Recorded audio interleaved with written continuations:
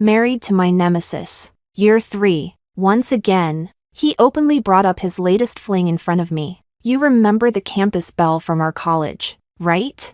She's prettier than you and more talented too. Isn't that annoying?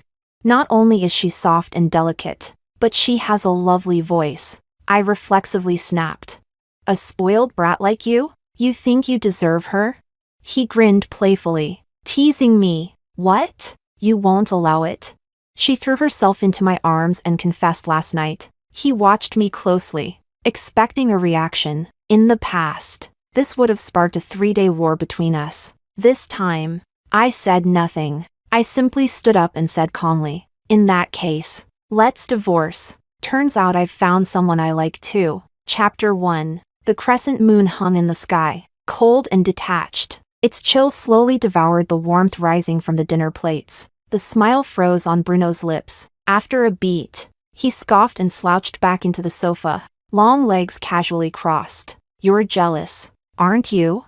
If you made up a fake guy just to provoke me, it's a shame you lost. He leaned in close, staring into my eyes with mockery. Are those tears? Are you finally admitting you love me? If you beg me, maybe, just maybe, I'll reject her for you. My chest tightened. It was embarrassing to be exposed by someone who knew me too well. I turned my head away and shot back coldly. She dumped you and went abroad 3 years ago. Now she's back and you're following her around like a puppy, afraid no one knows you're her simp?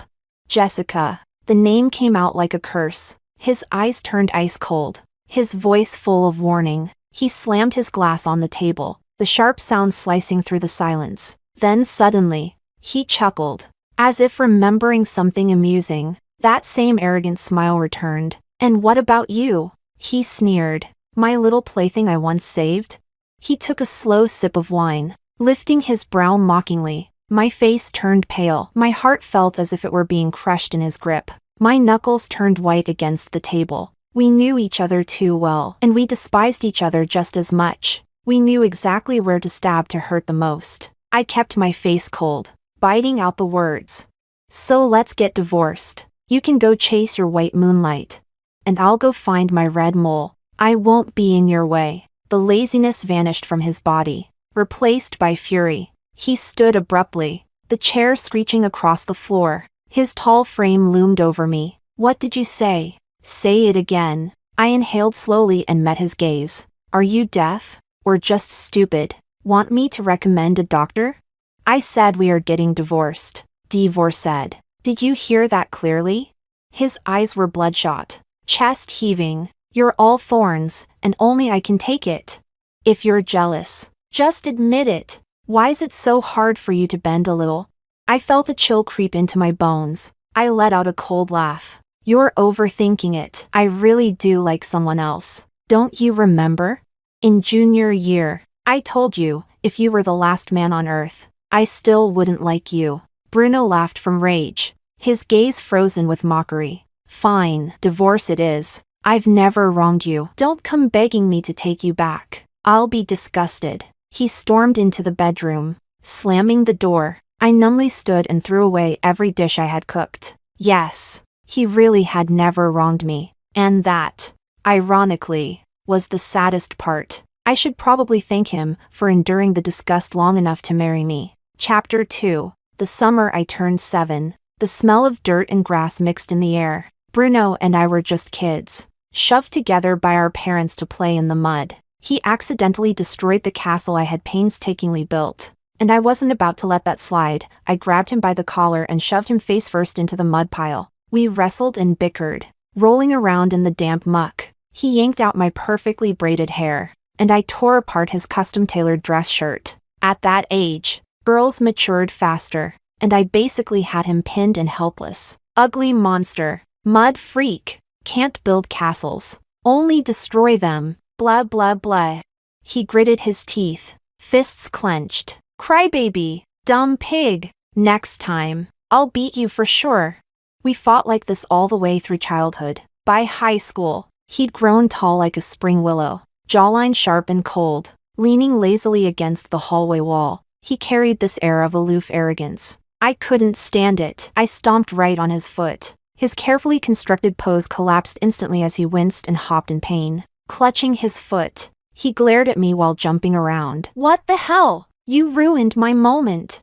I crossed my arms, completely unfazed. What decent girl would fall for you anyway? Quit acting like Prince Charming, you're fooling yourself. Thanks to that one stomp, his first love fell through. He held a grudge and, when I wasn't looking, secretly squeezed wasabi into the chocolates I made for my senior crush. Scared him off too. We couldn't stand each other and made sure to ruin things whenever the other had a crush. Until junior year of college, when he fell for the department beauty, Fiona. He came to make peace for the first time in his life, squatting outside my dorm, pleading non-stop.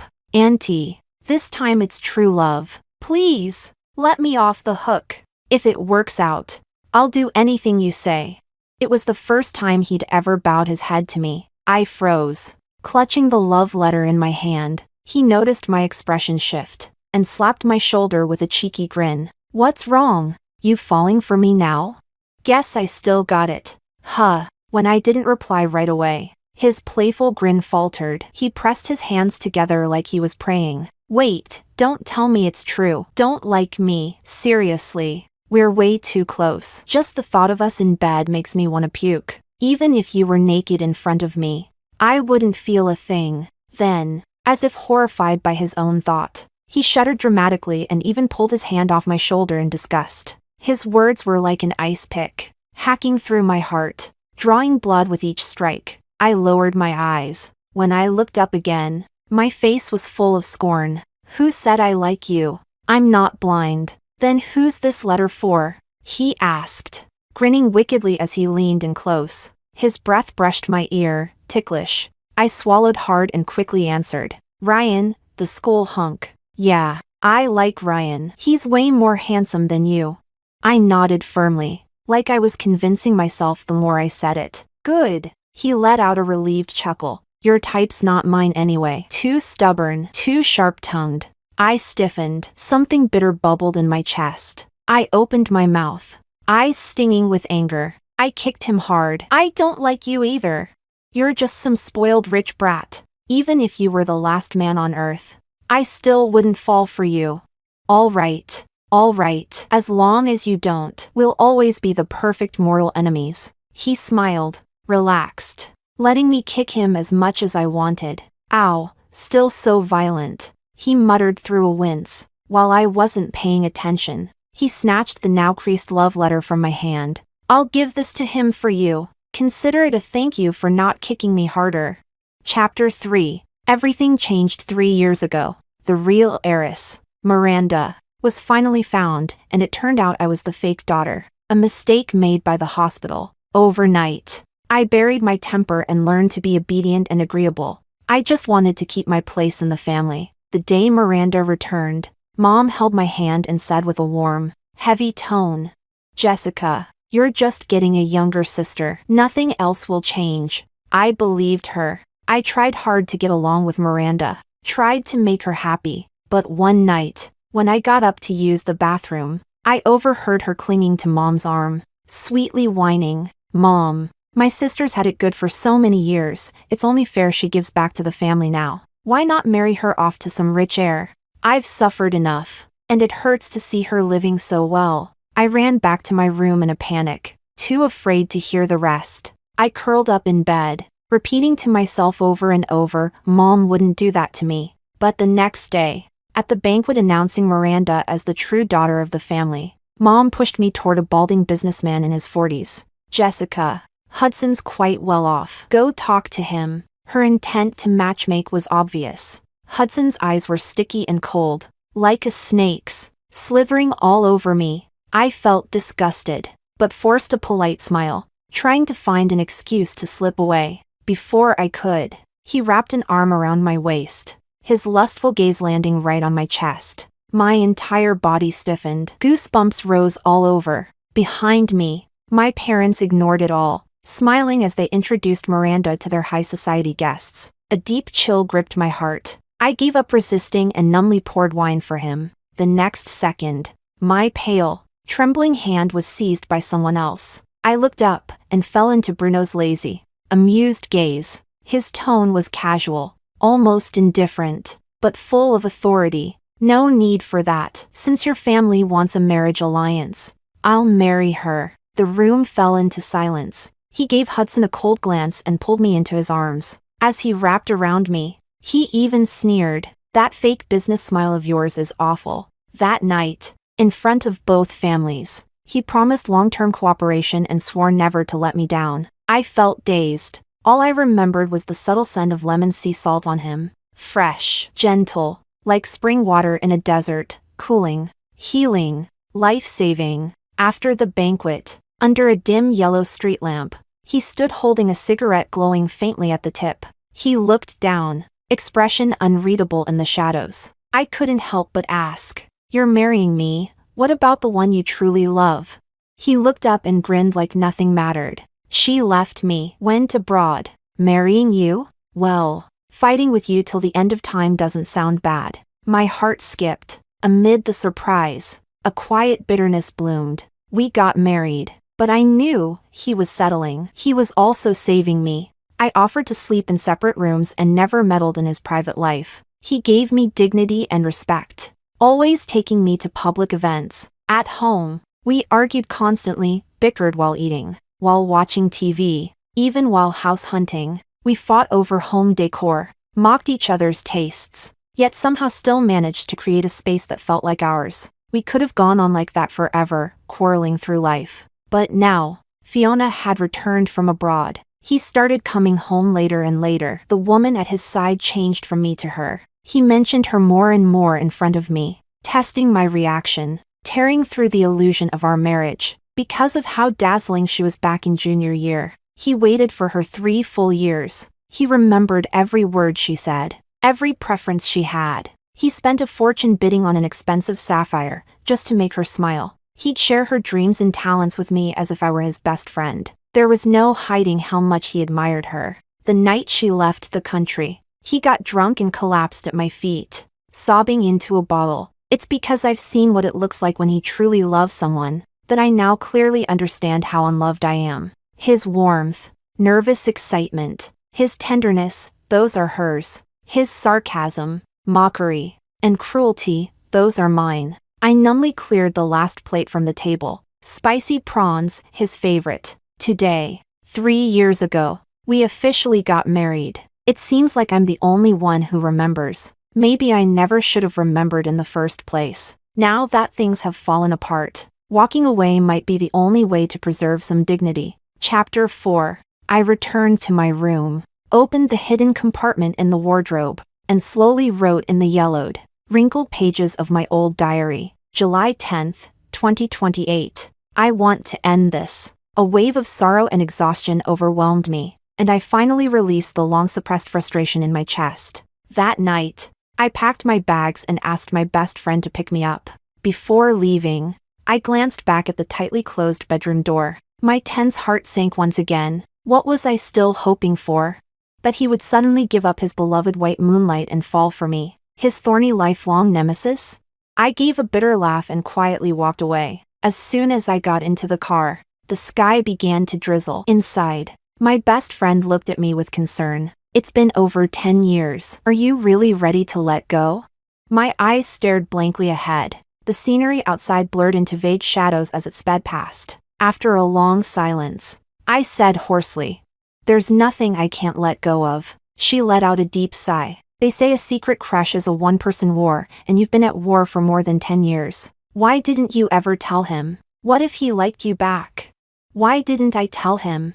I looked at the raindrops dotting the car window. I couldn't help but recall every time he said "don't like me." Playful, teasing, serious, mocking, those words tangled together and became the sharpest memory of all. My youthful feelings had been twisted with fights, pride, and unspoken longing, until they were strangled to death by a fragile, oversensitive ego and left to rot in some forgotten corner. I shook my head and smiled with relief. Forget it. I don't want it anymore. I want someone whose eyes are filled only with me. Someone who feels joy and surprise just because I like them. It was just a casual remark, but my best friend took it seriously. A month later, she set me up with a blind date and insisted I go meet him. Just treat it like meeting a new friend. Take your mind off things. Come on, go. Before I left, she even winked mysteriously at me. When I arrived at the mall and saw who was waiting, I froze, stammering, "Senior?" Ryan wore a well-fitted suit. He stood tall, poised, and radiated a warm and refined charm. He smiled gently. "Sorry I didn't tell you in advance." Embarrassed, I looked down, suddenly remembering the time I used him as a cover, and felt awkward guilt. I didn't know how my friend had contacted him, so I rushed to explain about what happened back then. I hesitated, unsure how to continue. He sensed my discomfort and gently took over the conversation, furrowing his brows as he recalled. "Oh, so it was you who wrote that letter? Too bad. By the time Bruno gave it to me, it was already soaked. I never got to read it." I sighed quietly in relief. It wasn't anything important. He looked down at me, warmth in his eyes. "Then, would you like to walk with me for a bit?" I nodded in a daze, and we strolled through the mall side by side. He was thoughtful and considerate at every turn. When we reached the rooftop restaurant, I looked through the glass and saw Bruno. He had a faint smile and was watching someone across the table with focused eyes. Across from him sat Fiona in a white dress, and Miranda, dressed to the nines. Miranda smiled with her lips curled, talking animatedly and making Fiona laugh nonstop. Bruno just sat there quietly, watching them, his expression filled with warmth. Suddenly, my whole body felt cold. My fingertips froze. So they'd already become this close behind my back? Even though Miranda once hurt me, he could still laugh so freely, so naturally, like it meant nothing. I felt dizzy and nauseous. Before his eyes could find mine, I grabbed Ryan's arm and walked away. I didn't want any more connections to him. But just as we stepped into the elevator, the doors were forcefully pulled open. Clearly, someone had run to catch us. His voice was breathless and urgent. "Jessica, where have you been lately? I called you, but you didn't." He stopped abruptly when he saw Ryan standing beside me. His eyes turned red, his voice hoarse and resentful. "You're holding his hand? You're divorcing me, for him?" Chapter 5. A surge of rage suddenly exploded. I kicked him in the knee. "Get lost! I don't want to see you!" He gasped in pain, eyes turning even redder, yet still refused to let go. "Explain it clearly." "I'm not leaving." "Do you really like him? Are you really going to divorce me?" The more he spoke, the raspier his voice became, filled with endless grievance. I was so furious my head was spinning. He had the nerve to feel wronged?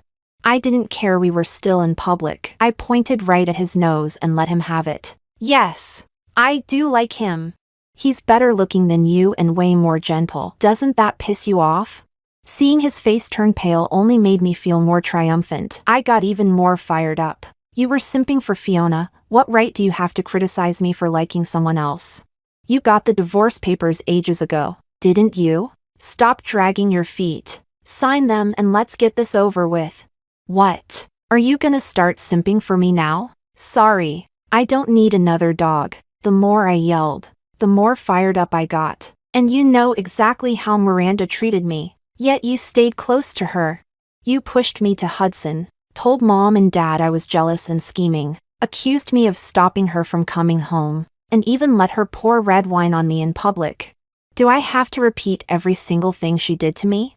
Being forced to reopen old wounds made my eyes burn red with rage. 3 years ago, when I married Bruno, I thought my parents would finally stop resenting me, but I never imagined Miranda's malice would run that deep. No matter how obvious the setup, my parents would always take her side, make me apologize, make me bow my head. After enough times, I stopped hoping or struggling. In 3 years of marriage, Bruno was the only one who stood behind me. No matter how much we argued, he always believed in me, understood me. He knew how much I had suffered. But just because Miranda was friends with Fiona, he chose to sit beside Miranda and listen to her laugh with tenderness. Even though I met him first, even though I've known him for over a decade, now he's chosen the opposite side. I wiped the tears at the corners of my eyes, calmed myself down, and said coldly, "All right. I've said my piece. You can get lost now." Bruno froze, and anxiously tried to explain,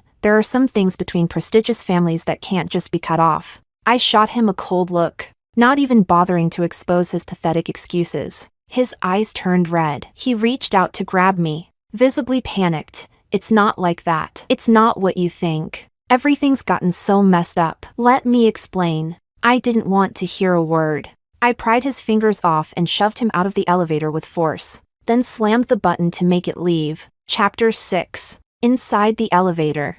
The air suddenly fell silent. After venting all my anger, I finally remembered that Ryan was still standing beside me. Just moments ago I had once again shamelessly used him as a shield. Feeling guilty, I stole a glance at him. His handsome brows were tightly furrowed, and there was a deep worry in his eyes. I bit my lower lip and awkwardly apologized.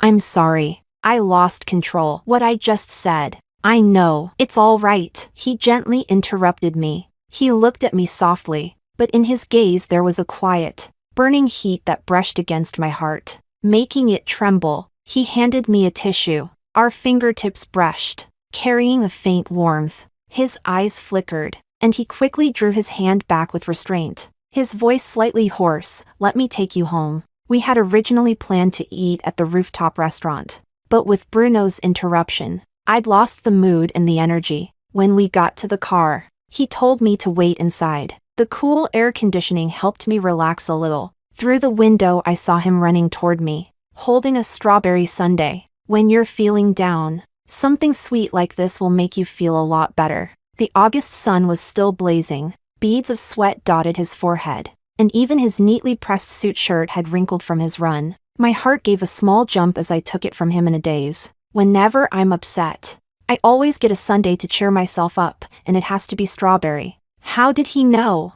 I thanked him, guessing my best friend must have betrayed my secret. Either way, I ate happily, and my mood lightened considerably. When we arrived home, his hands tightened slightly on the steering wheel. He drew in a barely perceptible deep breath, and his gentle, low voice carried a faint tremor. Jessica, I know saying this now might be a bit sudden, but I don't want to miss the chance to finally take you out on a date. My hand froze on the door handle, my heart tightening. He paused slightly, then continued slowly and earnestly. I'm running my own business now. I have some assets. I can protect the people and things I care about. I'm not a reckless man. My feelings for you are serious, and they're certain. I'm not good at sweet talk, but I can promise you this, if I can stand by your side. My eyes will always follow only you, and my time and energy will always lean toward you. A faint blush crept across his face. I'm saying this just to fight for a chance, for you to consider me as an option. That alone would be enough.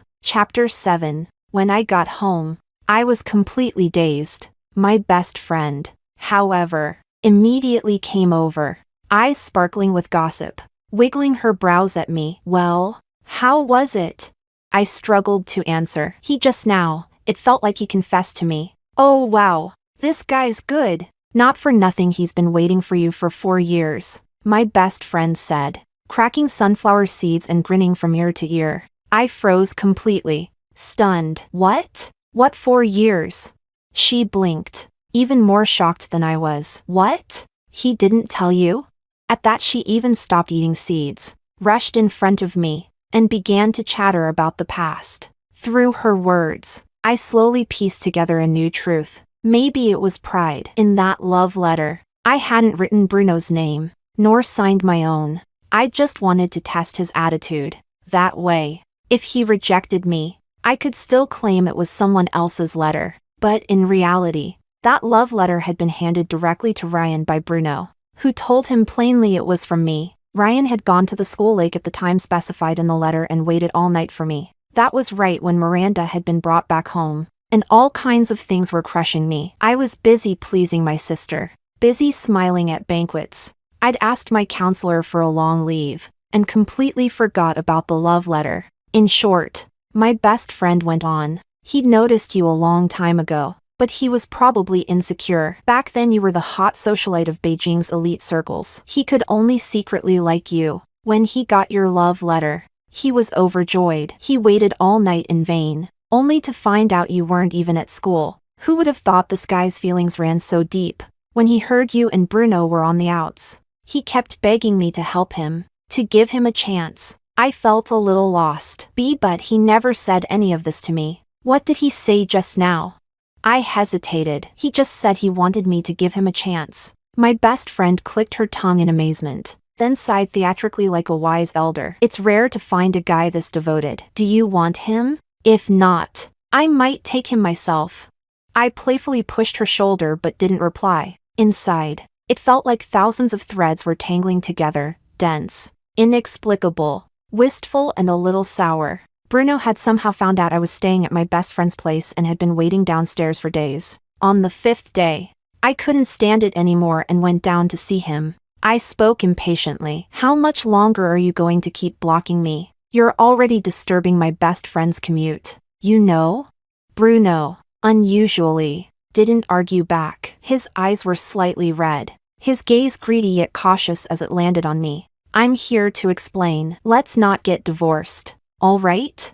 I didn't reply, arms crossed, watching his performance coldly. His Adam's apple bobbed. His deep, dry voice carried a trace of moisture. When I married you back then, I was serious. I truly thought spending a lifetime with you would be pretty good. I never treated you as a fling. What I said that day was just out of anger. When Fiona abruptly broke up with me back then, how could I accept it? Now that she's come back to me, of course I had to find her and ask her why. His eyes dimmed as he continued. I only just found out she was seriously ill and went abroad for treatment. She didn't want to drag me down. That's why. That day you saw me with Fiona, I was actually planning to formally reject her confession, but she brought Miranda along, and I could only smile and go along. I let out a cold laugh, cutting him off with biting sarcasm. Wow, what a touching love story. I support you not rejecting her. Accept her confession. Reunite with your true love. Chapter 8. No, it's not true love. He shook his head frantically, his reddened eyes fixed on me. It's you. I was just unwilling to let go. That's all. And when I heard her confession, I didn't feel happy, only a twisted sense of satisfaction. It hit me too late. I didn't just decide to marry you to settle down. I actually fell in love with you. But we've been fighting for over 10 years, trading barbs without thinking. I just. He blinked awkwardly, unable to go on. I stared at him coldly, suddenly feeling profoundly thankful for my decision to leave. Since you can't finish the sentence, let me do it for you. He looked up, panic flickering in his tear-rimmed eyes. I spoke slowly, evenly, without emotion. You've gotten used to confronting me, used to showing me your worst side, used to throwing the ugliest words at me without restraint. You've gotten used to competing with me over everything, even over who fell in love first. You always had to win, always had to make me bow my head first. When Fiona hurt you, you could run after her, lower your head, and demand answers for her. But when it's about me, the woman you claim to love, suddenly you can't lower your head? I know I'm no saint either. I've said plenty of harsh things to you. That's why people like us, with these combative personalities, are doomed not to be together. He completely panicked. The playful, mocking look he once had in his eyes was now full of pain. His voice was almost choked. I'm sorry, Jessica. I'm begging you. Give me another chance. Let's not divorce, all right? I'll court you all over again, okay? We don't have to fight like before. We can make it work. I sighed, feeling that the Bruno in front of me was a worn-out stranger. I spoke slowly. Do you even know me? He nodded earnestly. I do. That's why it's such a pity for us to separate like this. I shook my head, cutting him off. Looks like you still don't know me well enough. When Miranda instigated my parents to push me out, at first I was very sad. But when it happened over and over, I grew tired. I cut off 20+ years of family ties without hesitation. What's a 3-year sham marriage to me? If you really knew me, you wouldn't still be here begging. Sign the divorce papers. Let's not make it uglier than it already is. I didn't look at him again. I turned and went upstairs. That night I didn't know how late he stayed downstairs. All I knew was when my best friend came home from overtime at midnight, he was still there, eyes red, standing stubbornly. If he wanted to stand there, let him. I'd already made myself perfectly clear. In the days after, the downstairs finally became quiet. One day I received an invitation from Peking University, inviting me to attend my alma mater's centennial celebration. Ryan even called specially, testing the waters to invite me to go with him. I didn't refuse. The centennial celebration was a huge event. Even the oil painting I'd won a competition with back then was brought out for display. Ryan and I walked side by side through the alumni gallery. We finally stopped in front of my painting, a simple landscape of trees, flowers, a lake and white clouds. It had a very plain title, The Unnamed Lake of Peking University. In the lower right corner of the half-height canvas there was a touch of white. I pointed at it jokingly. When I painted this my sophomore year, there was this student who showed up at the lake at the exact same time every day. He always wore the same white shirt. I thought, why not just paint him in? Looking at it now, it actually works pretty well. Ryan nodded, his brows and eyes carrying a smile, with even a trace of relief mixed in. I froze for a moment. My best friend's words flashed through my mind, and I blurted out the question in my heart, is the person in the painting you? Chapter 9. Ryan froze. Then, under my astonished gaze, nodded. He hurriedly explained, I'm not a creep, and I'm not a stalker either. Seeing the way he stumbled over his explanation, I burst out laughing. I laughed until my body went soft. Half leaning on him, he steadied me helplessly yet indulgently. When I'd laughed enough, I straightened up, blinked, and teased him. I never said you were a creep. You're so eager to explain. Did you do something else shady? I already know you've had a crush on me. His face turned completely embarrassed, his ears flushing red as his lips moved but no words came out. A sudden jolt hit my heart. No way. Come on. Confess now and I'll go easy on you. Resist and it'll be worse.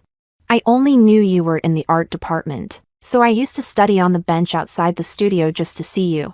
I remembered the university art exhibition and couldn't help asking. Then back when I was setting up the exhibition, was it you sneaking me meals every day? He paused, then nodded. Back then, with so many things piling up, I was run off my feet. By the time I was done, the cafeteria was always closed. But suddenly, starting one day, there was always a hot meal left at the exhibition hall door with my name on it. At the time I just had a fight with Bruno. I thought it was him trying to make up with me, delivering me dinner for a month straight. That night, Ryan and I sat on the grass at the school sports field, watching fireworks. Brilliant bursts lit up the sky. Amid the explosions, I asked him, why didn't you tell me about the love letter that day? It was my mistake. You waited a whole night for nothing. With the fireworks, his voice burst softly and tenderly in my ear. It's all right, honestly. Just being your shield already made me happy. Really. I didn't want the past to affect your judgment and choices. I just wanted you to see me based on who I am now. I turned to him. In the flickering light of the fireworks, I heard myself say, thank you. It must have been hard to love me in secret for so long. He paused, then smiled faintly, though his eyes still glistened with a touch of bitterness. I continued, but I think, maybe we really could give it a try. Those dark, deep eyes seemed to light up at once, spilling stars brighter than the fireworks. Ryan truly was a wonderful partner. Calm, always smiling at me, attentive to my feelings, remembering my likes, warming my heart like gently heated water. After that date, he drove me home. Just as I got out of the car, an uninvited guest appeared. Bruno's eyes were bruised dark, his hair messy, his shirt wrinkled, so different from his usual composed, carefree manner. It seemed he'd been having a rough time. When he saw me, he stepped closer and held out a diary to me. His voice was hoarse, choked. You loved me for more than 10 years. Why didn't you tell me? I glanced at the yellowed, old notebook. Apparently in my rush I'd forgotten to take it and destroy it. And he'd found it. If I hadn't found your diary, were you planning to hide it from me for life? His eyes were bloodshot, brimming with grievance. That diary was full of 10 years of my hidden feelings and thoughts about him. I said faintly, it's over. There's nothing left to hide. He still wouldn't give up. All those years of feelings, you can just throw them away like that? If last time Bruno had some excuse, this time he was already low-voiced and pleading. I thought for a moment and spoke calmly. I just suddenly felt that if I kept loving you, I'd be loving myself too little, even if I knew we were just bickering. Your words always picked at my flaws, always hit my sore spots. Over time, I really began to think I was bad, that I was irritable, covered in thorns. After leaving you, I found out I could actually be soft, gentle. I'm doing very well now, and I'm with him now. I linked my fingers with Ryan's. You should move on too.